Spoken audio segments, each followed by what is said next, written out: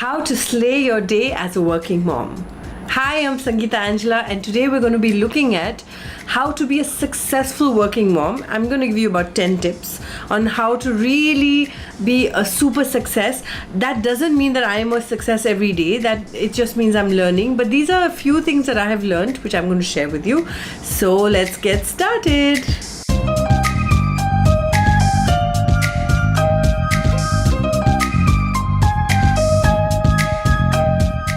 Professional life, getting a job is hard. Being a mom is hard. Now, if you team both of them up and you have a working mom, it means that you have to push yourself even more harder. You have to take care of your home, your child, and you have to be excellent in your working life. Being a mom is not as easy as it looks. You have to think 1,000 things in one go. You have to kiss boo-boos. You're sometimes a cook, sometimes a nurse, sometimes a doctor, sometimes a joker, sometimes a math expert because you have to help your child with math homework which you don't even understand. So there are many things that come, many job descriptions that happen when you are a mom. That said, here are a few tips that I have applied in my own life which have really helped me as a working mom. Not to say I'm super successful. I am how most moms are, but I have found ways that I can blend working and being a relatively good mom better. So here they are. Here are my tips. Tip number 1.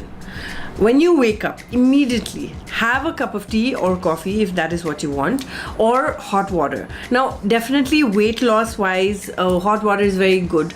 But the reason I'm saying this is because you need to wake up. So you have whatever it takes to wake you up. I need my cup of tea in the mornings. I cannot function without my cup of tea. Like my eyes don't open without my cup of tea. So I would say tip number 1 is make sure you get that cup of tea in. I know it's very hard. So when I became a mom, when I was a new mom and my daughter was feeding, she would wake up every single day at 4:15 in the morning and she would feed. And I would die because who wakes up at 4 in this day and age? So I wouldn't know what to do. So I would set my alarm for 4 o'clock in the morning to get my cup of tea because I knew that I would not be able to function without that cup of tea.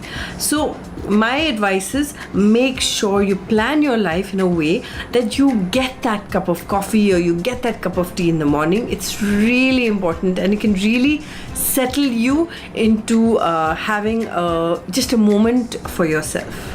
Tip number 2. Now, whatever religion you are, or even if you don't affiliate yourself with any religion, I'm a Christian. So for me, meditation is a really important part of my morning.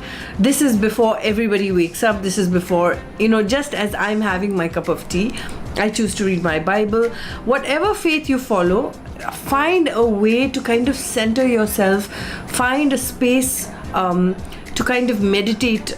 Even if you're not a religion, then just find a center, center lies your gravity in that moment, because I really think being a parent is a higher calling, and you don't need to get your bearings. You need to center yourself into a place of peace and harmony. So yeah, at the risk of sounding very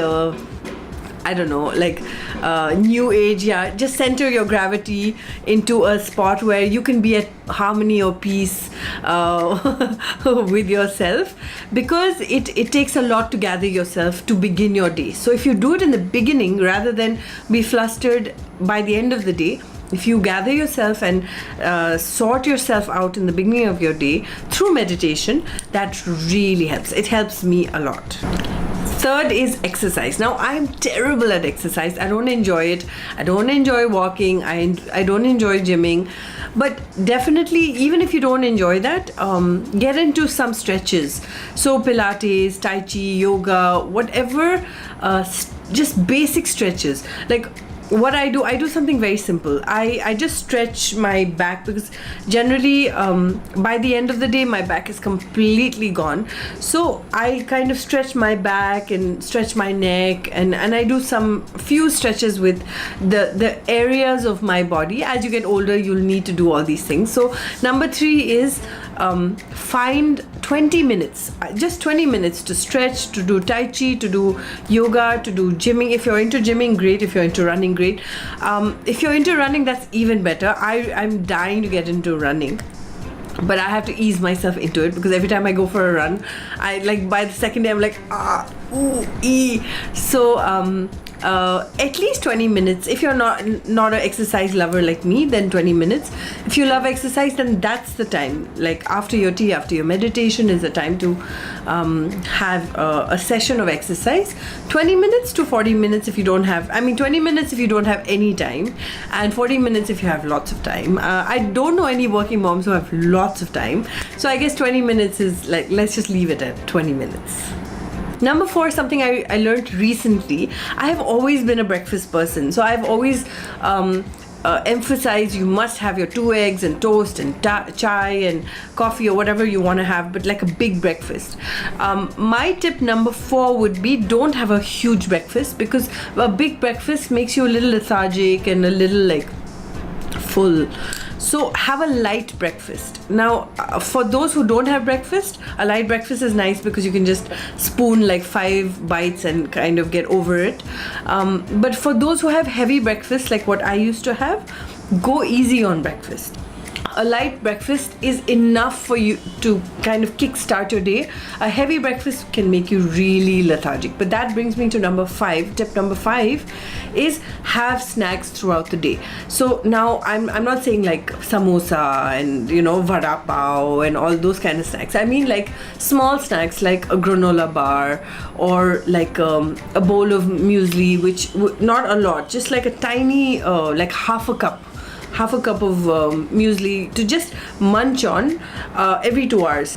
What I realized as a working mother was that when I snacked throughout the day, like little stuff, I didn't have those hunger pangs by the end of my day. I didn't go and run for chips or run for unhealthy snacks, because I was constantly feeding my mind and feeding my body literally small bits. And like even if you have amla is gooseberry, so even you have like 4 dried gooseberries just to kind of get it into your system and comfort your body to say, hey, I'm not starving you, because a lot of times we starve ourselves and then we end up overeating.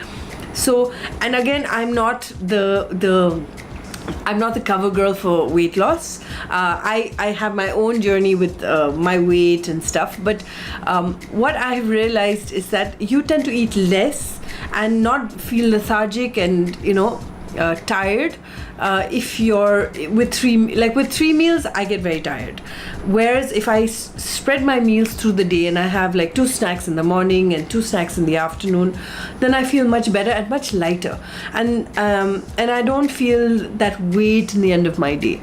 So that's tip number 5. Have snacks throughout the day. And just like food can contribute to keeping our bodies light, like feeding it throughout the day, keep your emotions light. I have realized that, again, over time, and these are life lessons that I'm sharing with you, over time I've realized that if you get too heavy-handed with things, if you get upset a lot, if you get stressed a lot, you will eventually only harm yourself and only spoil your health.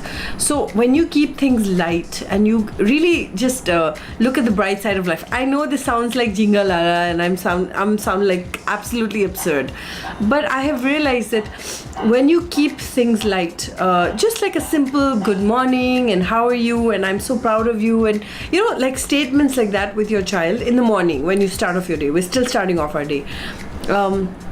It lightens the mood and it makes things really casual, and the whole I know a lot of you would have morning rushes, like get to school, wear your uniform, all that.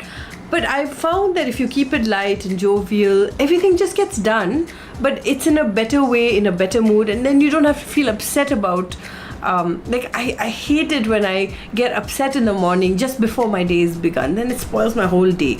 So keeping it light is a really, really important tip for your mental well-being. Just like it's nice to have a clear desk before you start work, it's really nice to keep your emotions, your feelings, your mental mood light and clean before you start your day. Keeping it light is also not just for you, it's also to brighten up your child's day. If you are a happy person in the morning, so will your child be, so I really, really believe keeping things light is really important. I struggle with this constantly. Those who know me very well would know.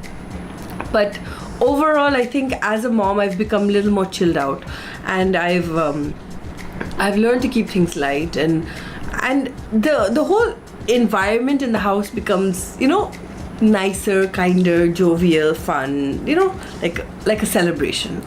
Tip number 7 is one of the most important tips. Of course, all the tips are most important, but this tip is the tip that really helps me chug along my day in a more organized fashion. Now, we are all privileged and blessed with smartphones, and no matter what your phone is, you will have a facility of marking a reminder. So what I do is I took one day to kind of plan my life, like plan what I wanted to do during the day. So for example, I want to wake up. I wake up every day. I try and exercise every day. I don't always, but my husband drops my child to school every day. We have to pick her up every day. So these are things that are non-negotiables, like you can't change them. So I mark these reminders on my phone, and I just stretch it until like infinity. So what happens is that every single day I get a reminder. I don't have to make it every day because I've put like never-ending reminders. So like I know I have to do this, I know I have to do this, I know I have to do this. But what happens is when the reminders pop in my phone and I'm constantly looking at my phone, I know, and I've kind of synced it with my computer. This reminder is not to kind of complicate your life. It is actually to positively reinforce what you have done, and honestly, I'm always one step ahead of my own reminders, but it's nice because it makes me feel like I'm a little victorious because I remembered and I've already done this. Yay! So it's just like a few positive. If this overwhelms you, don't do it. If you like lists, if you like keeping things organized, if you like reminders, then this tip is definitely for you. It's a really cool way to kind of get your day organized and ensure that you're basically on top of things. Tip number 8, no helicopters allowed. Now, of course, if you've been a mom for a while, you'll know the idea of a helicopter mom. So working moms need to trust, and when I say no helicopter allowed, it means that you cannot control everything. So when you do let go of your child with the caretaker, with her father, with your her grandparents, you need to let go and trust that the people who have been allotted, you're the one who allotted them to look after your child. So you have to be able to trust them and not try and control it, because then you won't be any good in your work. You won't be any good where you are. You'll be always thinking about, oh, has my child eaten? Or has she come back from school? Who's picked her up? Let it go. Don't become a helicopter mom when you're working. If you want to be a helicopter mom when you're home and you want to obsess about your child, no problem. But when you're working, your company deserves your full attention. So don't be a helicopter mom. Trust the people you have entrusted. As moms, we can't do everything, and we need to entrust either our husbands or our parents or our in-laws. And then I'm also able to give my best to my work and be the best. And that comes to tip number 9 is don't, as much as you can, don't bring work into your home. A lot of times what happens is, it's very difficult. I know what I'm saying is so hard, but when you're working, let work stay at work and then cut that and come home and give home your undivided attention. Now, this is one thing that I have struggled with a lot, like especially since I work from home. I sometimes don't I will work a little too much and then I won't be able to give enough time to my child. So I struggle with this balance. But the truth is, there needs to be a balance between your work and between your home life. Women, especially working moms, who we try and compensate and we work extra hard to kind of fulfill the spaces that we're not able to fill, which is wrong because we're actually doing a great job. Let home time be home time and let work time be work time. So that's tip number 9 is give your undivided attention at home and give your undivided attention at work, but differentiate the two. And finally, number 10. This is a secret which I don't often tell a lot of people because obviously nobody asks, but I'm going to share that with you. Let love overflow. Now, in the unforeseen circumstance where you do have to bring work home and you have to work and you don't have any other option, which happens like a lot with my career, ensure that you have loved your child so much in a day, like over loved your child, that when you do pull away, your child doesn't feel depleted. There is enough reserve for the child to feel loved and secure that, okay, I'm loved, I'm satisfied, mama has gone away to do work and she will be back, but I'm secure. So keeping your child secure really comes with like excessive love. Like I say, let love overflow. So that's a really, really important tip that I have found, is that if you don't talk to your child in the morning, if you don't talk to your child in the afternoon, if you don't talk to your child in the evening, and then you expect your child to not have a tantrum in the end of the day when you're busy, that's obviously going to happen. Whereas if you've loved your child and had a conversation with your child in the morning, in the afternoon, then in the evening, if you have to kind of pull away, your child is like, I'm satisfied, I've had enough love. Like sometimes when I discipline my child, I often feel very guilty about it, and then I ask her, do I shout at you more or do I love you more? And she always answers, you love me more. And I'm like, phew. And that's really the key, where discipline or even working and all these factors are important factors in life. You can't not do them because you just want to please somebody all the time. But love in a way that your child will feel satisfied and content and have enough reserve to not feel insecure that you're leaving. That is tip number 10. So that's all the tips. I hope this helped you. Let me know if you have other tips in how to really balance being a mom and working.